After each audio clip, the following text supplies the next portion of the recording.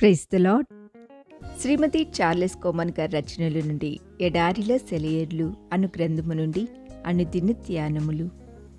మనము విశ్వాసము గలవారమై నీతి కలుగునను నిరీక్షణ సఫలమగునని ఆత్మ ద్వారా ఎదురు చూచుచున్నాము. గలతీలకు రాసిన పత్రిక 5వ అధ్యాయము 5వ వచనము. కొన్నిసార్లు గాఢాంధకారం అలుముకుంటూ ఉంటుంది. ఎంత చీకటంటే ఆశ ఎక్కడన్నా మినుకుమంటుందేమోనని దానికోసం వెతికినా కనిపించినంత చీకటి. అసలు ఆశ ఉండి ఎదురు చూడడమే కష్టం. ఎన్నాళ్ళుగానో ఎదురు చూసింది నెరవేరకపోతే ఉండే బాధ ఎలానూ ఉంటుంది. దానికి తోడు ఆశ లేనప్పుడు ఏదన్నా కనిపిస్తుందేమోనని చూడడం, అనుకున్నది జరిగే సూచనలేమీ కనబడకపోయినా నిస్పృహ చెందకుండా ఉండగలగడం ఎంత కష్టం.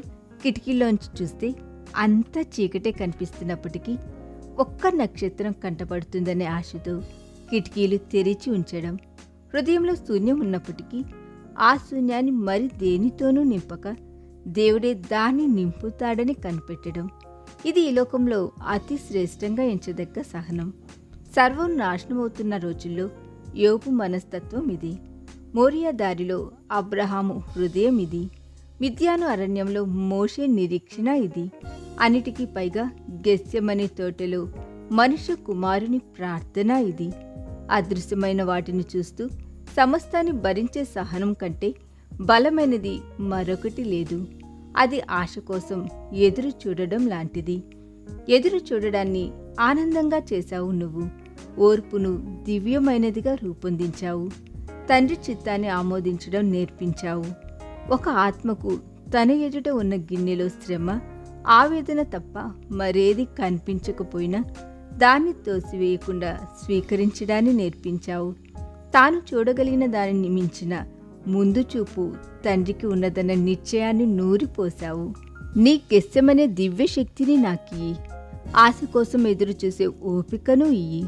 నక్షత్రాలు కనిపించని రాత్రిలో కూడా వాటి కోసం బయటకు చూసే ఓర్పు అనుగ్రహించు.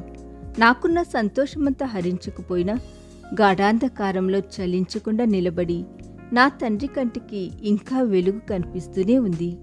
నా కన్ను చీకటైనా పర్వాలేదు అనగలిగే శక్తినియ్యి. ఆశ కోసం ఎదురు చూడగలిగే ఓర్పు నాలో ఉన్నప్పుడు నా శక్తికి ఇక తిరుగులేదు. ఉదయాలు, మధ్యాహ్నాలు, రాత్రిళ్ళు మన కంటికి కనిపించని పరలోకం కంటికి కనిపిస్తున్న వాటికి అతి చేరువలో ఉందనే నిశ్చేదితో ఉండే కొద్ది మంది మనుషుల్లో ఒకటిగా ఉండడానికి ప్రయత్నించు. ఈ దిన ధ్యానము మనందరి ఆత్మీయ జీవితమునకు ఆశీర్వాదకరముగా ఉండునుగాక. ఆమేన్.